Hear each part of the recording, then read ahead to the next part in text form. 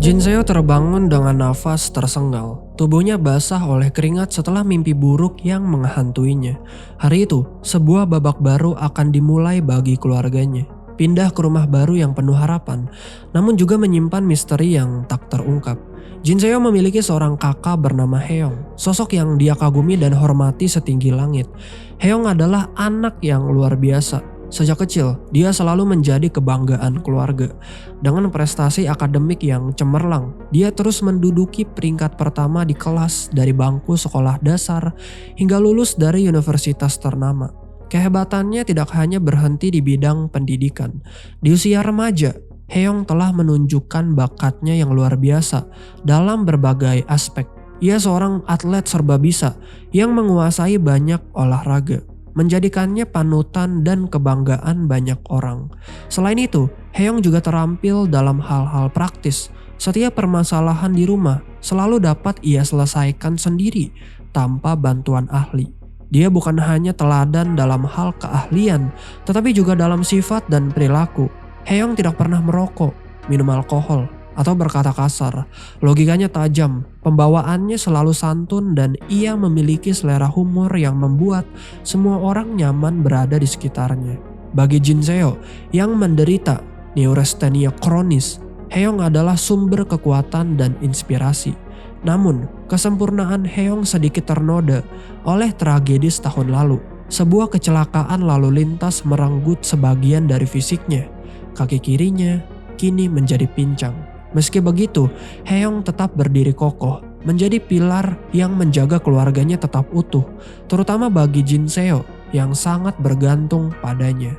Hari itu, di tengah harapan dan kekhawatiran, Jin Seo dan keluarganya melangkah menuju kehidupan baru. Rumah itu, meski tampak asing, menyisakan perasaan akrab yang tidak dapat dia jelaskan, seolah dia pernah berdiri di tempat itu sebelumnya, menatap bangunan yang kini menjadi milik mereka. 죽여. 우리 진석이 뭐 나쁜 꿈 꿨나 보네. 새 집으로 이사하는 게 너무 설레네 어쩌네 그러더니 밤새 잠을 못 자더라고요. 왠지 모르게 낯설지가 않고 친숙한 느낌이다. 네가 딱 기대하던 그런 집이야? 교통사고로 왼쪽 다리에 장애를 얻었지만 변함없이 완벽한 영웅이었다. Kesibukan memindahkan barang ke rumah baru dimulai. Di salah satu sudut, sebuah kalender tergantung di tembok, menunjukkan tahun 1997, tahun yang akan menjadi awal dari babak baru bagi keluarga ini. Untuk sementara waktu, Jin Seo harus berbagi kamar dengan Heong. Kamar lain yang tersisa masih dipenuhi koper-koper milik penghuni sebelumnya, yang entah mengapa belum diambil. Saat petugas pindahan tanpa sengaja menjatuhkan barang, Jin Seo segera membantunya. Namun, momen sederhana itu berubah aneh ketika sang petugas tiba-tiba bertanya, apakah benar Heong adalah kakak kandung Jin Seo? Pertanyaan itu terasa ganjil, tetapi tak sempat terjawab karena Heong muncul dan suasana kembali normal. Atau setidaknya terlihat begitu. 네 알겠습니다. 거기 조심해 주세요. 그 2층 작은 방은 전에 살던 집 주인이 집 넣어놓고 왔대잖아. 예 엄마. 잠깐 와서 엄마 좀 도와줄래? 방금 나가신 분이 형이세요? 예. Malam tiba, hujan deras mengguyur, menciptakan irama yang mengantarkan suasana rumah baru ke dalam keheningan. Di meja makan, Abe Uji mengingatkan mereka tentang kamar yang penuh dengan barang-barang lama. Dengan nada serius, dia menyampaikan bahwa kamar itu tidak boleh dimasuki selama sebulan, sesuai permintaan pemilik sebelumnya. Meski aneh, Abe Uji memilih untuk mematuhi permintaan itu demi menjaga hubungan baik. Namun, saat mereka menikmati makan malam, Jin Seo tiba-tiba mendengar suara keras dari atas, tepat dari arah kamar yang dilarang. Hatinya berdegup kencang, tetapi saat dia menyebutkan hal itu, keluarganya hanya menganggapnya sebagai suara geluduk akibat hujan deras di luar. Perasaan Jin Seo bercampur antara penasaran dan cemas, tetapi dia memilih untuk diam. 있으면 그 짐 다 가져간대 전 주인이. 그 방에 절대 들어가면 안 된다. 신신당부하더라고. 천둥 소리 아니야? 아, 천둥 소리 아니고. 천둥 소리 아니었어? 맞네, 천둥 소리. 고생할 뻔했네. 그러니까요. Malam semakin larut. Sebelum tidur, Jin Seo menghabiskan waktu belajar. Haeyoung seperti biasa memberikan dukungan kepadanya, yakin bahwa kali ini adiknya akan berhasil. Ketika akhirnya lampu kamar dipadamkan dan keheningan menyelimuti, Jin Seo mencoba tidur sambil mendengarkan musik favoritnya. Namun, ketenangan itu tidak berlangsung lama. Suara misterius kembali terdengar menggema dari kamar terlarang. 이번에는 꼭 붙을 거야. 자야겠다. 가슴에 사무쳐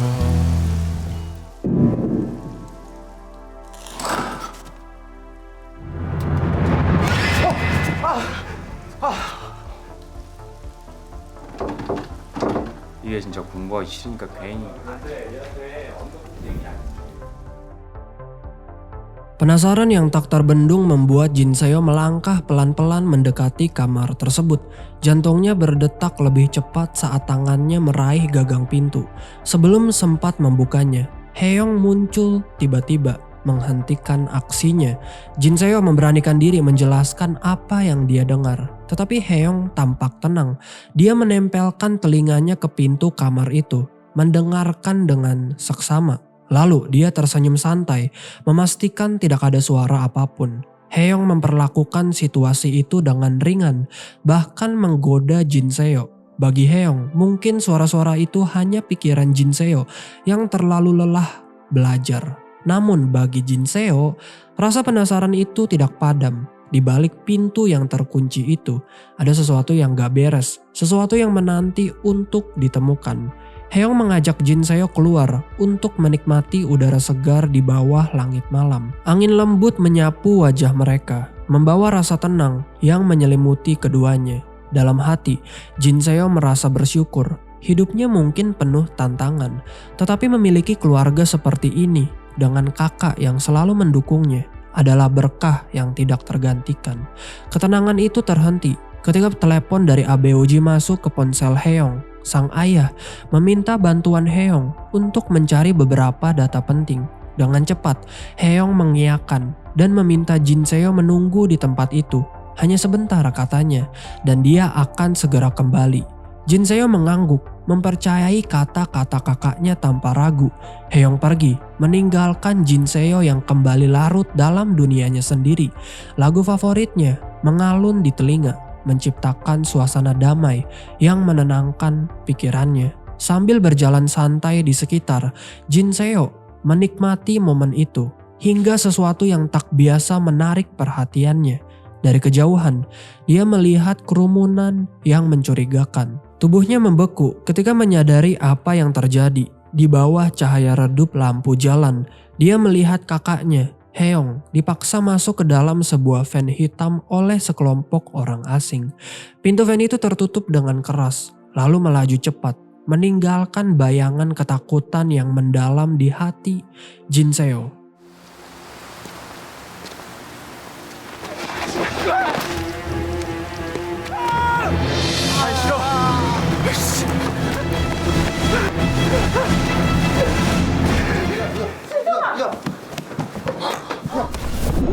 죽여.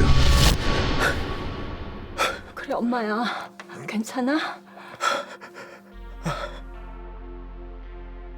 Jin Seo pulang dengan langkah yang berat. Wajahnya penuh kecemasan, membawa kabar buruk tentang kakaknya yang telah diculik. Rasa takut dan ketegangan merasuki tubuhnya, hingga akhirnya dia tak sanggup lagi berdiri, jatuh pingsan di tengah ruangan. Ketika terbangun keesokan harinya, harapan untuk melihat Haeyoung kembali tetap tidak terpenuhi. Wajah-wajah tegang keluarganya menambah kesunyian yang menyiksa.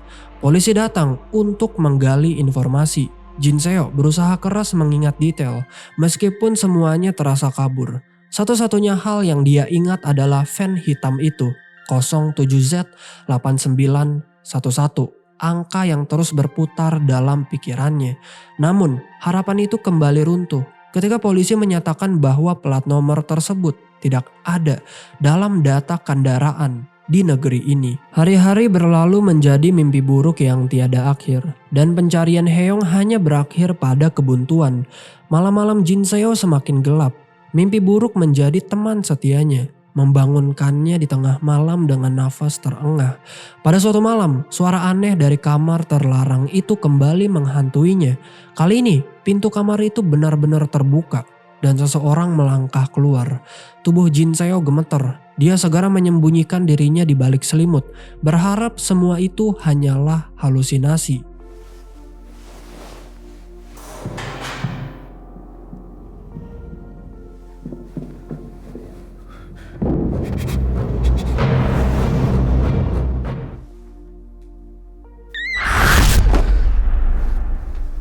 형이 돌아왔다. 전혀 기억하지 못했다. Ketika pagi tiba, dia sadar itu hanyalah mimpi. Namun kejutan yang tidak terduga datang bersamaan dengan sinar matahari. Heong kembali. Jin Seo langsung memeluk kakaknya. Air mata lega mengalir di pipinya. Tetapi kebahagiaan itu bercampur dengan keanehan. Heong tidak bisa mengingat apapun tentang hari-hari penculikannya. Dokter mengatakan dia mengalami amnesia disosiatif, sebuah mekanisme pertahanan yang membuat ingatan traumatisnya terkunci. Satu-satunya cara untuk mengembalikan ingatan itu adalah waktu. Di malam berikutnya, sebuah pemandangan ganjil terlihat. Ketika semua orang terlelap, Heong terbangun, langkahnya sunyi, dan dia meninggalkan rumah tanpa sepatah kata. Pagi harinya, Jin Seo menemui kakaknya yang terlihat seperti biasa, tidur dengan tenang. Ketika dia hendak mengambil obat, obatnya terjatuh. Sebelum ia sempat memungutnya, Heong muncul dari balik pintu, mengajaknya untuk makan bersama. Segalanya terasa kembali normal. Namun misteri di balik gerak-gerik kakaknya tetap menghantui pikirannya. Jin Seo dan Heong menikmati jajangmyeon, hidangan khas Korea yang menggoda selera. Aroma makanan yang lezat seolah menyelimuti suasana makan mereka. Namun benak Jin Seo terusik oleh kejadian malam sebelumnya. Dia ingat jelas suara pintu yang terbuka di tengah malam, menandakan seseorang pergi. Tetapi yang lebih membingungkan, Heong bersikeras bahwa dia tidur sepanjang malam tanpa meninggalkan rumah. Hari itu berlanjut tanpa kejelasan. Namun kejanggalan mulai terasa saat Jin Seo memperhatikan langkah Heong yang pincang di kaki kanan. Ini sangat aneh karena dia tahu betul cedera kakaknya sebenarnya ada di kaki kiri.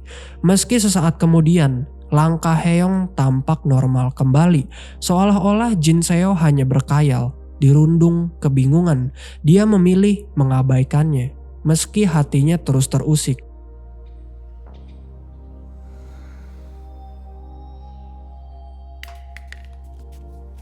준서가 너 뭐해? 형. 아 배고프다. 밥 먹자. 아닌데 나 나간 적 없는데? 꿈 꿨네 꿈 꿨어. 응? 어젯밤에 그렇게 비몽사몽하다니. 왜 오른쪽 다리를 절어? 저 지금 빨리 가봐야 되거든요. 장난치지 마세요.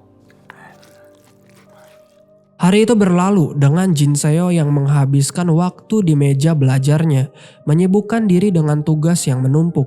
Malam tiba dan makan malam bersama keluarga berlangsung tanpa ada hal yang mencolok. Namun ketika malam semakin larut, keheningan berubah menjadi sesuatu yang mencurigakan. Di balik kelopak matanya yang berat, Jin Seo menyadari bahwa Heong tidak benar-benar tidur. Kakaknya bangkit dari ranjang, bergerak perlahan menuju pintu. Ketegangan merayap saat Jin Seo memutuskan untuk mengikuti langkah Heong secara diam-diam. Ketika dia melihat sosok kakaknya di luar rumah, kejanggalan semakin nyata. Langkah Heong kini tidak lagi pincang, berjalan dengan normal, seolah-olah tidak pernah ada cedera. Jin Seo tidak bisa membiarkan misteri ini berlalu begitu saja. Dia segera memanggil taksi dengan tekad untuk mencari tahu apa yang sebenarnya terjadi.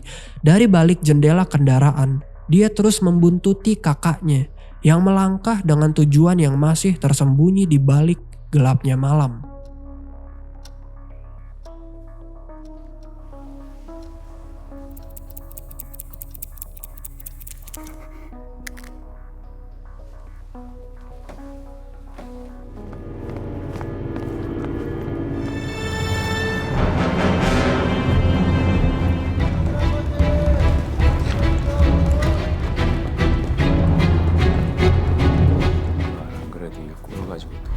봤을 수도 있을 텐데.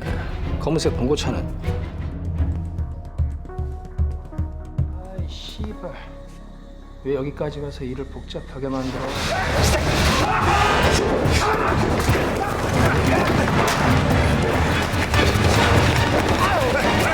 이제까지 길도 몰라가지고 멀리 못 가, 씨발. 뭐야, 어딨어? 무슨 일 있어? Pagi yang tegang menyambut Jin Seo setelah malam yang penuh teka-teki. Dengan nafas yang masih terengah oleh rasa penasaran, dia melabrak Haeyoung, menuntut penjelasan tentang apa yang terjadi semalam. Namun, respon kakaknya tidak lebih dari bantahan tegas. Haeyoung bersikeras bahwa dia tidak pergi kemana-mana, menghabiskan malam dengan tidur di rumah. Jin Seo tidak percaya, rasa curiga menguasai pikirannya. Tanpa kata, dia bergegas menuju kamar mandi, mengunci diri di dalam, mencoba menenangkan badai yang berkecamuk di benaknya. Dari luar, Haeyoung memanggil, mencoba meyakinkan Jin Seo untuk keluar. Namun keheningan menyelimuti kamar mandi itu, hingga akhirnya saat suara Haeyoung lenyap, Jin Seo memberanikan diri membuka pintu. Tanpa diduga, Haeyoung langsung meraih lengannya, menahan dirinya dengan tatapan yang terlihat lembut namun penuh keingintahuan. Haeyoung berbicara dengan nada menenangkan, meyakinkan bahwa semua yang dialami Jin Seo hanyalah mimpi buruk, potongan-potongan aneh yang mengganggu pikirannya, isi pensil, taksi yang ditumpangi, hingga bayangan pria-pria yang mengejarnya. Itu semua, kata Haeyoung, hanyalah hasil dari pikirannya yang kacau. Penjelasan itu membuat Jin Seo terdiam ketika Haeyoung bertanya apakah dia sudah minum obatnya. Ingatan Jin Seo mulai mengalir kembali. Dia belum minum obatnya.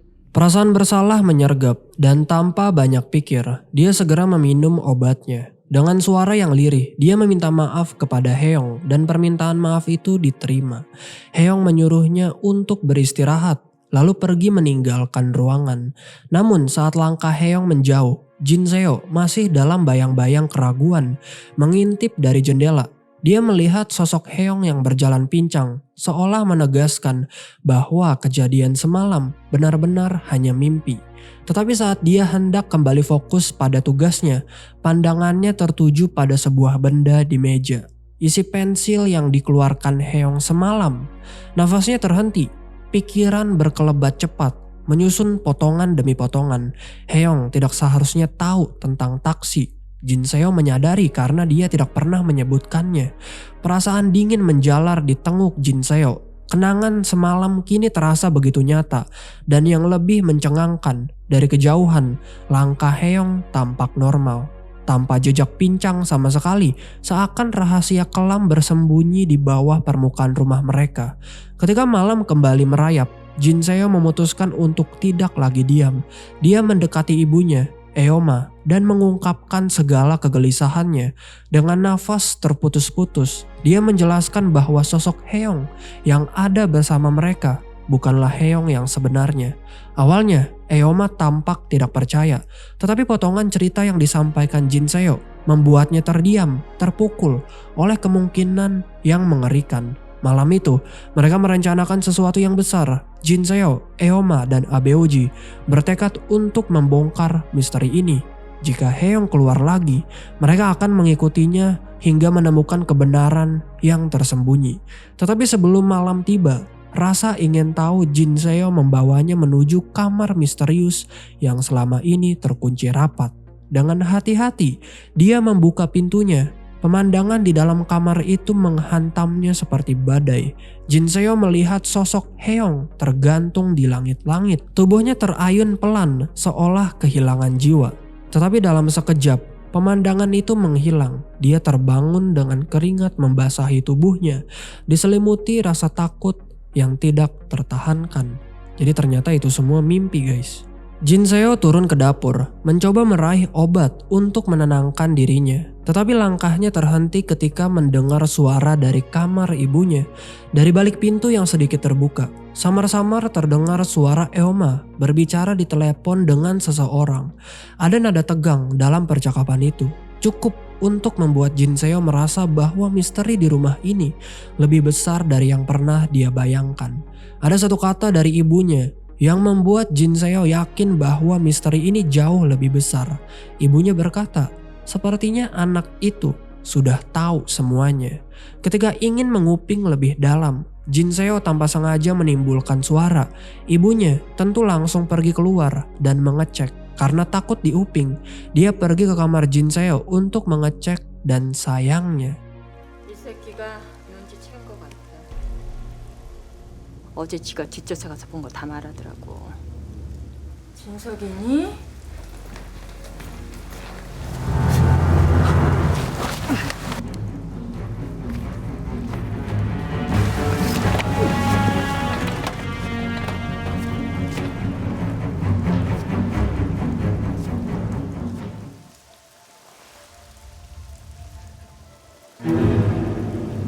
나도 이 새끼한테 뽀록 났네.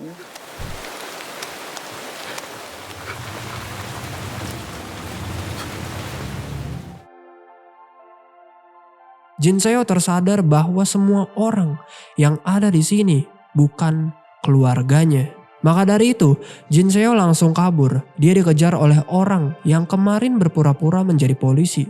Tetapi untungnya, Jin Seo berhasil kabur. Dia berhasil lebih dulu pergi ke kantor polisi. Jin Seo langsung menjelaskan ke polisi. Jin Seo berkata, ada sekelompok orang yang mengurung dia selama sebulan. Mereka berpura-pura menjadi keluarganya, sehingga dia terpedaya. Namun, keanehan baru muncul saat polisi memeriksa identitasnya. Berdasarkan KTP yang dia miliki, Jin Seo ternyata berumur 41 tahun. Pernyataan itu menghantamnya seperti petir di siang bolong. Dia menolak mentah-mentah, mengklaim bahwa usianya baru 21 tahun. Namun, lebih banyak misteri terkuak ketika dia mengetahui bahwa sekarang bukanlah tahun 1997 seperti yang dia yakini, melainkan 2017. Ketika Jin Seo menatap wajahnya di cermin, kenyataan yang tidak terhindarkan menghantuinya. Wajah itu dengan garis-garis usia yang jelas, tidak lagi milik seorang pemuda.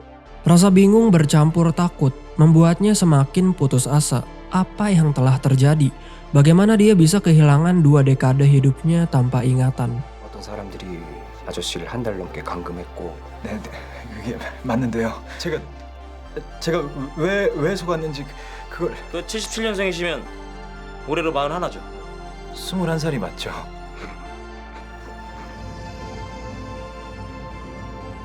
기부를 받았다는 평가입니다. 트럼프 대통령은 이례적으로 11,000장을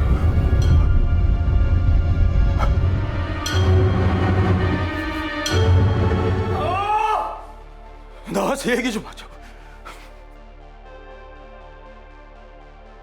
Didorong oleh hasrat untuk mendapatkan jawaban, Jin Seo kembali ke rumah. Ketegangan menggantung di udara saat dia melangkah ke dalam, mengabaikan segala ketakutan yang merongrongnya. Tiba-tiba sebuah lagu terdengar, mengalun lembut dari kamar misterius yang selama ini selalu terkunci. Lagu itu memanggilnya, menariknya ke sumber kebenaran yang selama ini tersembunyi. Dengan hati berdebar, Jin Seo membuka pintu kamar itu. Pemandangan di dalamnya membuat darahnya membeku. Di sana, ruangan itu diatur seperti sebuah rekayasa tempat kejadian perkara. Jejak-jejak pembunuhan tergambar dengan jelas. Darah, senjata tajam, dan detail yang menciptakan suasana mencekam. Aroma asap rokok menyelusup ke udara, dan di sudut ruangan, Heong berdiri dengan tenang. Dia menyalakan rokoknya, seakan tidak terganggu oleh kehancuran emosi Jin Seo. Kebenaran yang selama ini terkubur akhirnya muncul ke permukaan. 20 tahun yang lalu, pada malam kelam tanggal 20 Desember tahun 1997, sebuah tragedi mengerikan terjadi di rumah ini. Ibu dan anak perempuannya dibantai secara brutal di kamar itu. Bekas-bekasnya masih ada, seolah waktu tidak pernah benar-benar menghapus kekejaman malam itu. Dan kini, Jin Seo berdiri di tengah misteri yang tak hanya merenggut masa lalunya, tetapi juga mengancam sisa-sisa kewarasannya. Di tengah kemarahan dan keresahan masyarakat, terbentuklah tim penyidik khusus. Tetapi pada akhirnya, polisi gagal menangkap pelaku. Setahun, 2 tahun, waktu pun berlalu begitu saja. Dan kasus ini secara perlahan-lahan dilupakan orang-orang. Keluarga korban tidak terima. Mereka membayar orang untuk menginvestigasi ulang kasus ini. 4 tahun waktu sudah berlalu. Akhirnya pelaku sudah ditemukan.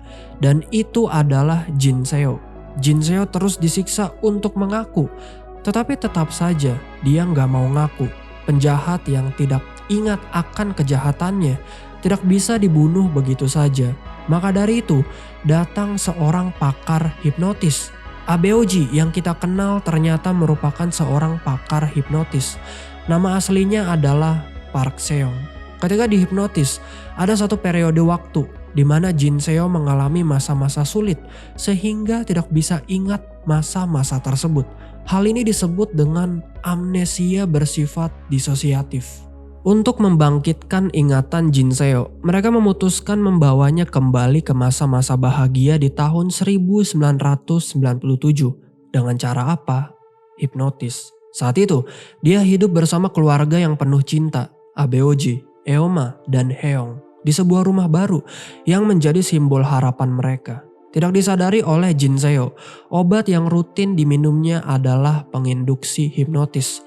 Sesuatu yang perlahan-lahan merengkuh pikirannya ke dalam skenario yang telah dirancang. Dalam persiapan rencana besar ini, hadir seorang perempuan bernama Mina, seorang aktris berbakat yang dipilih untuk mendukung ilusi tersebut.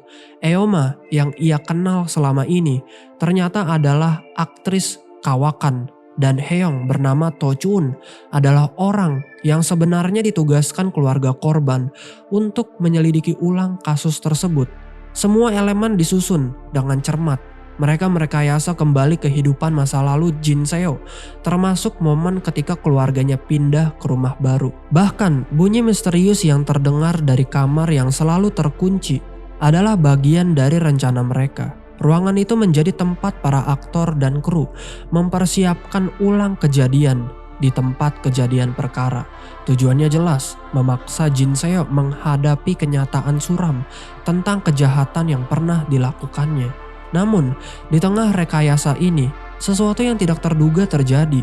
To Chun, tokoh kunci dalam rencana ini, ditangkap oleh polisi atas tuduhan kekerasan dan penipuan. Masalah ini bukan bagian dari skenario, melainkan insiden nyata yang mengancam menggagalkan rencana besar mereka. Dalam hitungan hari yang penuh ketegangan, To Chun berhasil dibebaskan. Tetapi kekacauan telah dimulai. Sugesti yang perlahan ditanamkan ke dalam pikiran Jin Seo mulai goyah. Dia mulai merasakan ada yang tidak beres, menumbuhkan rasa curiga yang tidak dapat dihindarkan. Dan pada akhirnya sampai di sini, sampai di masa sekarang. Jin Seo mulai sadar dengan kenyataan. Tetapi satu hal yang masih belum bisa dia percaya. Dia berkata tidak pernah membunuh seseorang. Tentu To Chun kesel. To Chun sangat yakin Jin Seo pelakunya. To Chun berkata bahwa Jin Seo akan mati. Dia akan meninggalkan dunia ini dengan cara yang sangat mengenaskan. Disinilah Jin Seo mulai melarikan diri. Tetapi sayangnya Jin Seo tertabrak mobil. Dia mengalami koma. Dan dalam masa-masa komanya terjadilah sebuah flashback.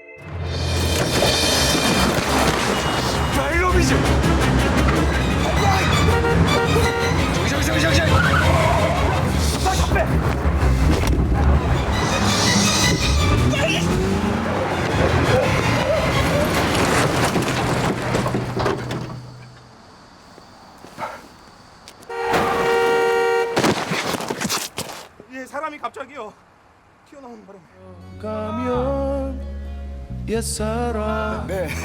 그래. 걔 어떻게 지내? 걔 이제 결혼한대요. 아 그래? 정말?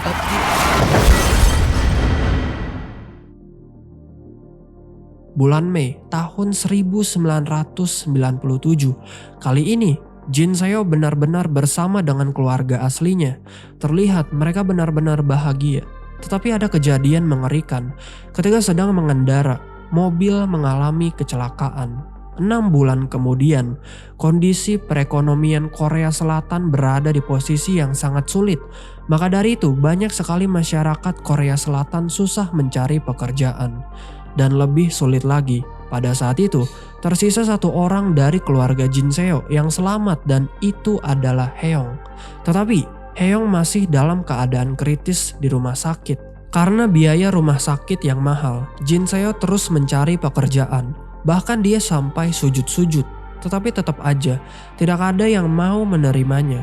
Sampai akhirnya Jin Seo menemukan sebuah forum anonimus. Dia menceritakan masa sulitnya di forum tersebut.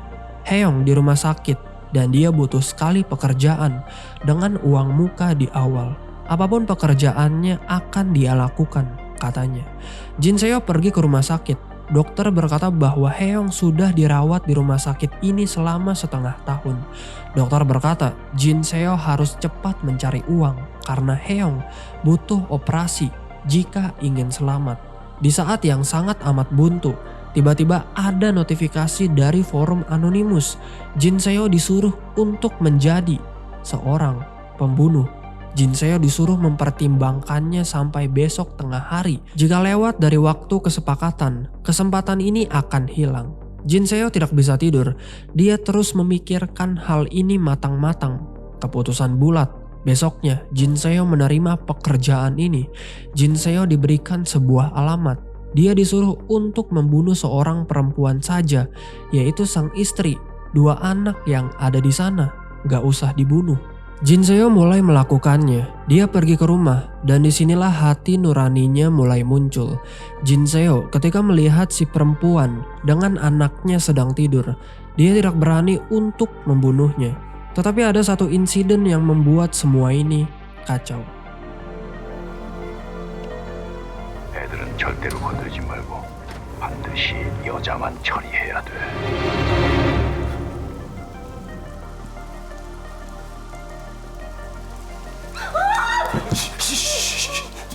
죄송해요. 제가 잠깐 미쳤었나 봐요.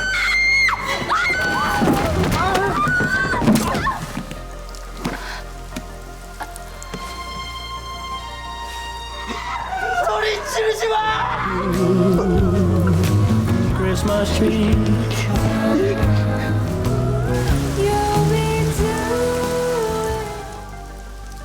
아저씨 누구세요? 지금부터 아저씨가 시키는 대로 하면 1부터 100까지 10번 세는 거야. 10번.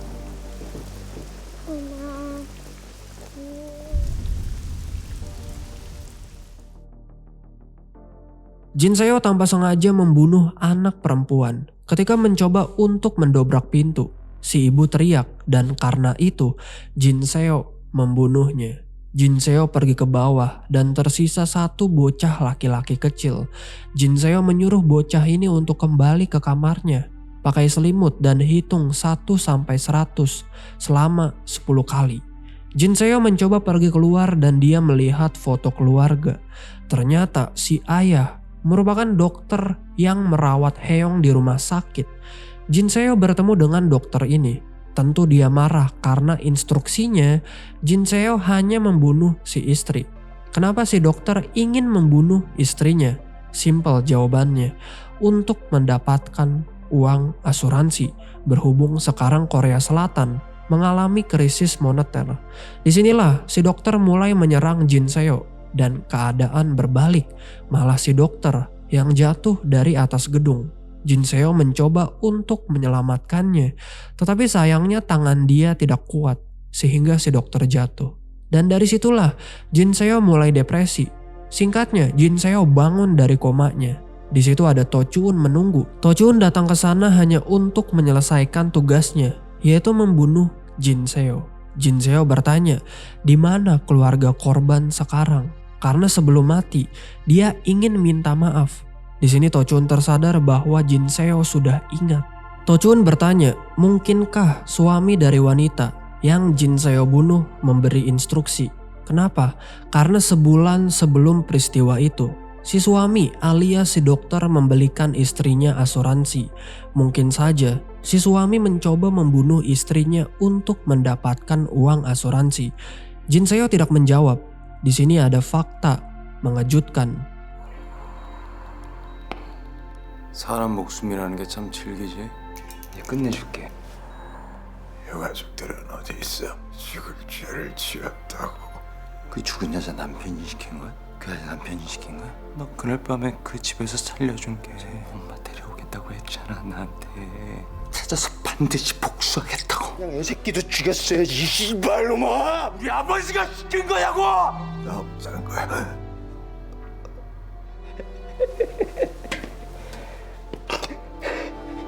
잘 살아라.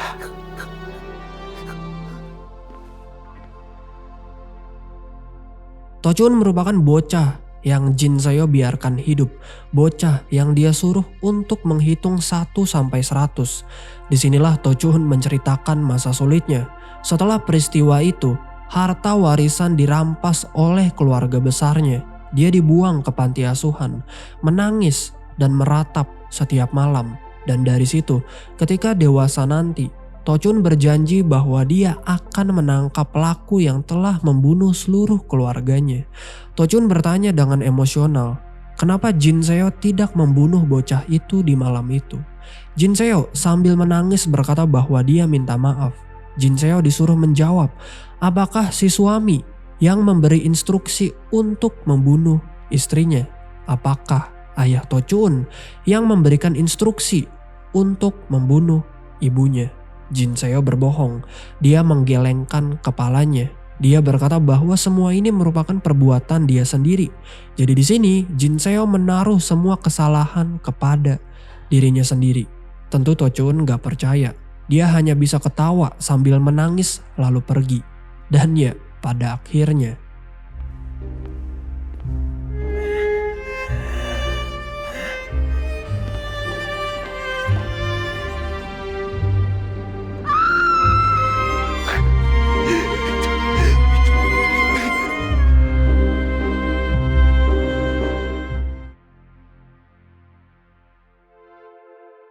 Tochun melakukan bundir dan Jin Seo juga melakukan bundir. Dan lebih gilanya, sebelum kecelakaan yang membuat orang tuanya meninggal dan Heong koma di rumah sakit, Jin Seo sempat sekilas bertemu dengan Tochun kecil, menyapanya dengan senyum manis, lalu pergi. 5살이야.